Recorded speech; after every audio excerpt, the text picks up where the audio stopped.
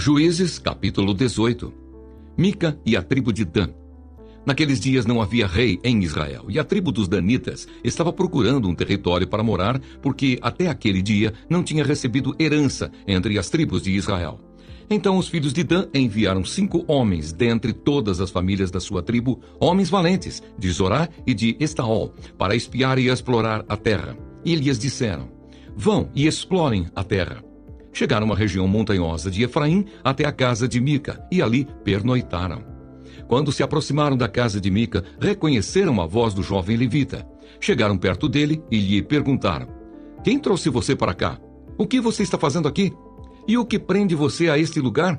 Ele respondeu: assim e assim Mica fez comigo. Ele me contratou, e eu me tornei o sacerdote dele. E eles lhe disseram: então, por favor, consulte a Deus para que saibamos se o caminho que seguimos irá prosperar. O sacerdote respondeu: vão em paz. O caminho de vocês está sob as vistas do Senhor. Os 5 homens partiram e chegaram a Laís. Viram que o povo daquele lugar vivia em segurança, segundo o costume dos sidônios, em paz e sem desconfiar de nada. Nenhuma autoridade havia que por qualquer coisa os oprimisse.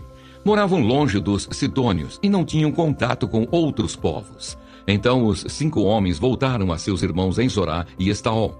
E esses irmãos lhe perguntaram: e então, o que nos dizem? Eles responderam: preparem-se e vamos atacá-los, porque examinamos a terra e eis que é muito boa. Vão ficar aí parados? Vão depressa e ocupem aquela terra. Quando chegarem lá, vão encontrar um povo que não desconfia de nada. A terra é ampla e Deus a está entregando nas mãos de vocês. É um lugar em que não falta nada do que existe na terra. Então partiram dali, do meio da tribo dos Danitas, de Zorá e de Estaol, 600 homens armados, com as suas armas de guerra. Subiram e acamparam em Kiriat-Jearim, em Judá. Por isso aquele lugar é chamado de Maanedã, até o dia de hoje. Fica a oeste de Kiriat-Jearim. Dali foram para a região montanhosa de Efraim e chegaram à casa de Mica. Os 5 homens que foram espiar a terra de Laís disseram aos seus irmãos: vocês sabiam que numa daquelas casas há uma estola sacerdotal, alguns ídolos do lar, uma imagem de escultura e uma de fundição? Decidam, pois, o que vão fazer. Então foram para lá e chegaram à casa do jovem levita, que era a casa de Mica, e o saudaram. Os 600 homens da tribo de Dan, armados com as suas armas de guerra, ficaram à entrada do portão. Porém, os 5 homens que tinham ido espiar a terra entraram na casa e apanharam a imagem de escultura, a estola sacerdotal, os ídolos do lar e a imagem de fundição, enquanto o sacerdote estava em pé à entrada do portão com os 600 homens que estavam armados com as armas de guerra. Quando eles entraram na casa de Mica e apanharam a imagem de escultura, a estola sacerdotal, os ídolos do lar e a imagem de fundição, o sacerdote perguntou: o que é que vocês estão fazendo? Eles responderam: fique calado, não diga nada a ninguém. Venha conosco e seja o nosso conselheiro e sacerdote. Ou você acha que é melhor ser sacerdote na casa de um só homem do que ser sacerdote de uma tribo e de uma família em Israel? O sacerdote ficou contente, pegou a estola sacerdotal, os ídolos do lar e a imagem de escultura e entrou no meio do povo. Eles deram meia volta e partiram, não sem antes colocar diante de si as crianças, o gado e os seus bens. Quando eles já estavam longe da casa de Mica, os vizinhos deste se reuniram e foram atrás dos filhos de Dan.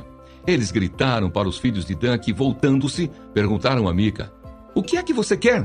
Por que você convocou todo esse povo? Mica respondeu: vocês pegaram os deuses que eu fiz e também o meu sacerdote e foram embora. O que sobrou para mim? E vocês ainda me perguntam: o que é que você quer? Porém os filhos de Dan lhe disseram: seria melhor você ficar calado, porque senão alguns dos nossos homens poderiam ficar irritados e acabariam atacando você. Nesse caso, perderiam a vida você e os da sua casa. Assim os filhos de Dan seguiram o seu caminho, e Mica, vendo que eram mais fortes do que ele, deu meia volta e foi para casa. Os homens de Dan levaram as coisas que Mica havia feito e também o sacerdote dele, e foram a Laís, a um povo que vivia em paz e sem desconfiar de nada. Mataram os moradores a fio de espada e queimaram a cidade.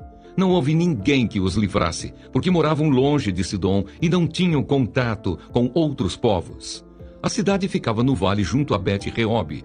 Os filhos de Dan reedificaram a cidade e passaram a morar nela. E lhe chamaram Dan, segundo o nome de Dan, seu pai, que era filho de Israel.